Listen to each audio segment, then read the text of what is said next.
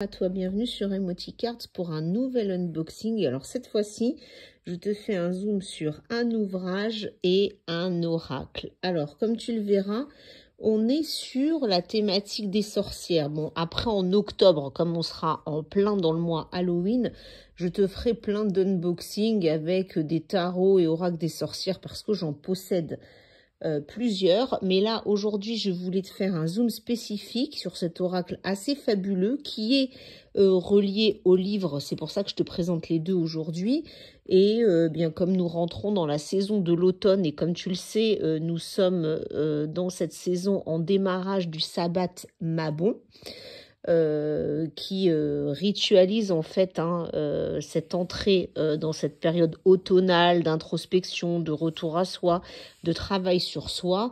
Eh bien, je trouvais intéressant de te présenter ce qui était pour moi l'ouvrage de référence sur ce sujet et puis l'oracle associé. Alors, on va commencer, si tu le veux bien, par le livre. Donc, le livre, c'est le traité des usages et savoirs de sorcières. Donc, comme tu peux le voir, c'est chez Secret d'étoiles, rituels, célébrations, sortilèges cristaux, plantes, divination, pratiques magiques. Il est très, très complet. Alors, que tu sois dans les pratiques des rituels de sorcières ou pas, que tu sois en phase avec les sorcières ou pas, ce guide complet te fait vraiment un tour d'horizon de tout ce que tu as un peu à connaître sur la spiritualité et ça te permet aussi de découvrir les différentes techniques et de savoir celle qui serait la plus adaptée à ce que tu souhaites. Donc tu vois, il est quand même assez gros et épais, hein, c'est une petite bibliothèque. Il coûte 39 € et tu vois ici, on vous dit dans ce traité de savoirs ancestraux, venez puiser règles magiques, préparation de rituels, cercle de protection, alphabet runique, géométrie sacrée, art divinatoire. Apprenez la maîtrise des énergies qui vous entourent, mais aussi de celles qui sommeillent en vous, car la magie est partout autour de vous, dans chaque astre, chaque plante, chaque pierre, chaque élément, chaque être vivant. Donc tout un programme. Alors je vais te montrer un petit peu l'intérieur que tu puisses voir. Donc c'est un livre qui est donc en 5 parties. La première partie, les bases de la pratique magique, ça t'explique un peu toutes les pratiques, les précautions à prendre, ce que tu peux rencontrer quand tu rentres dans des pratiques spirituelles de ce type. La deuxième partie, développer son espace de sorcière. Là, c'est vraiment si tu veux t'ancrer dans le domaine des sorcières avec comment constituer son hôtel, par exemple. La troisième partie, utiliser les énergies de l'univers. La quatrième partie, les arts divinatoires. Alors là, tu verras, tu as toute une panoplie, un peu d'initiation aux arts divinatoires et bien sûr à l'intérieur, tu retrouves le tarot. Et la cinquième partie, les rituels et célébrations qui te font des zooms calendriers sur tous les sabbats, les esbats de l'année avec tout ce que tu dois savoir en termes de mythes, en termes de contes qui entourent ces périodes. Donc tu vois, c'est très très complet. Alors ce que j'adore aussi, c'est, chez Secret d'étoiles, on le retrouve souvent, c'est tout l'aspect décoratif, tout le graphisme qu'il peut y avoir. Donc tu vois par exemple, voilà, là tu as une très belle illustration que tu retrouveras d'ailleurs dans l'oracle associé, puisque l'oracle est très associé à ça. Donc les bases de la pratique magique, donc tu vois, on te dit un peu tout ce qui existe. On te parle des phases de la lune, on va te parler des animaux totems, des éléments, des saisons, comment vivre en harmonie avec tout ça, les correspondances de la lune avec toutes les symboliques et les synchronicités. On va te parler aura, on va te parler de comment rester équilibré, enfin tout ce qui est autour de l'ancrage, etc. Comment confectionner des objets magiques si le cœur t'en dit. Comment constituer ton livre des ombres, les pratiques incontournables pour débuter, donc comment mettre en place un rituel magique si c'est quelque chose qui te plaît, les bains de purification, trouver son nom magique, enfin tu as plein de choses très sympathiques à faire. Ensuite tu arrives bien sûr sur le pouvoir des pierres. D'accord, donc tout ce qui tourne autour de la lithothérapie, comment choisir les pierres, les significations, donc comment rencontrer ta pierre lorsque tu l'as trouvée, purification et rechargement bien sûr, les remèdes, les pierres en magie, donc comment tu peux les utiliser, les cristaux et comment confectionner ton eau de pierre, tu vois. Et ensuite, tu as le descriptif de 40 pierres magiques. Alors, tu retrouves pas toutes les pierres, mais tu retrouves les principales qu'on rencontre souvent, avec à chaque fois ce que la pierre te permet, t'apporte en fait, les pouvoirs magiques associés à cette pierre. Si tu la mets dans ton jardin, qu'est-ce que ça peut apporter en amulette et en rituel. Donc, tu as ça pour une quarantaine de pierres, c'est assez sympa. Ensuite, on passe au pouvoir des plantes, comme je te le disais, donc avec la roue de l'année du jardinier. Alors ça, j'adore, je trouve ça juste superbe. Hein. Avec qu'est-ce qui se passe pour les plantes en fonction de chaque solstice. Ensuite, tu arrives à tout ce qui tourne autour de comment tu peux décorer ton jardin, comment l'aménager, les récoltes, les cueillettes des plantes sauvages, utiliser les plantes en magie si le cœur t'en dit, les huiles essentielles bien sûr, hein, avec les 35 plantes magiques, donc un peu comme pour les pierres, tu vois. On te prend les plantes les plus connues, les plus utilisées, comment elles se récoltent, l'exposition, la conservation si tu souhaites en planter dans ton jardin, les propriétés thérapeutiques, les pouvoirs magiques et comment les utiliser en amulette, en fumigation, en gants, bouteilles de sorcière ou encore en rituel. Donc une fois que tu as vu tout ce qui tourne autour des plantes, eh bien on arrive sur les arts divinatoires. Et ça commence bien sûr avec le tarot. Donc j'aime beaucoup pour débuter, tu vois. C'est vraiment une initiation, hein, les bases pour débuter. Donc comment tu dois entretenir et purifier ton tarot, comment tu organises ton espace de divination, l'attitude à avoir par rapport à tes tarots, comment brasser tes cartes, les interpréter. On te donne aussi des types de tirages, donc en croix, assez classique, c'est le premier qu'on apprend, l'arc-en-ciel, le tirage interrelationnel, et puis après, tu as des significations de cartes. Alors, c'est pas hyper détaillé, hein, comme je te dis, tu es sur le domaine de l'initiation, mais tu as quand même les mots-clés, on va dire, à l'envers et à l'endroit. Ensuite, tout ce qui tourne autour de tes arcanes mineurs. Alors ça, j'aime beaucoup. Tableau synthétique, mais très utile. Numéro par numéro, donc de l'As au 10 et ensuite les personnages de la cour avec les significations de la carte à l'endroit, les significations de la carte à l'envers. Donc ça, c'est plutôt pas mal, hein, pense-bête. Hein. Et puis, ils te font des exemples de tirage avec les interprétations pour que tu puisses aussi t'y retrouver. Donc, tu as quand même des bonnes bases pour débuter. Pareil pour les runes. Alors, les runes, moi, je suis en train de découvrir. Là, tu es vraiment sur une initiation aussi. Hein, donc, avec la signification de chaque rune, on te dit bien sûr comment tirer. On te donne en fait les noms hein, associés aux runes, les puissances, les arbres, les animaux et les plantes. Avec un exemple de tirage, bien sûr, si tu veux aller plus loin, je ne saurais que te conseiller d'acquérir un livre. Mais pour débuter, c'est déjà hyper bien, tu vois. Puis après, on te dit d'où viennent les runes des sorcières, les exemples de tirage. Ensuite, on passe à tout ce qui tourne autour du pendule, la radiesthésie, tu vois, avec les exercices, les différentes pratiques, les cadrans à utiliser. Ensuite, la cristallomancie, donc là, tu es dans ta boule de cristal. Comment lire dans la boule de cristal, comment faire, tu vois. Donc, vraiment, ouvrage hyper complet. Hein. Donc, même si tu n'es pas branché, on va dire, sorcière rituelle, rien que pour le côté art divinatoire, je trouve que ça te donne un excellent panorama, une initiation sympa. Et en plus, peut-être l'envie d'aller plus loin. En tout cas, ça te permet de toucher à tout, de savoir ce qui est fait pour toi, ce qui est moins fait pour toi, et de voir ce que tu souhaites approfondir. Tu vois, la chiromancie, donc la chiromancie, pardon, qui est vraiment autour des lignes de la main. Hein, donc, comment décrypter. D'ailleurs, j'ai un super oracle là-dessus. Je te ferai un unboxing aussi. Hein. Tu as aussi tout ce qui tourne autour de la thédomancie cette fois-ci. Donc, lire dans les feuilles de thé. Et puis, donc tu vois, l'art divinatoire, c'est bon, on a dressé le gros panorama de tout ce qui existait et qui est très connu. Et ensuite, tu as le rituel et les célébrations. Donc, les sabbats, comme je te disais, hein, à chaque fois.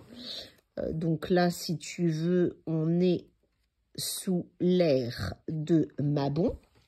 Donc, tu vois, ça te donne les dates, le nom du sabbat, l'histoire, les activités qui te sont proposées pendant ce sabbat avec toutes les correspondances, quelles sont les couleurs du moment, les plantes, les arbres, les pierres, les animaux, les intentions magiques. Les pierres, c'est pas mal. Si tu es branché lithothérapie, ça te dit en gros quelle pierre porter pendant cette période.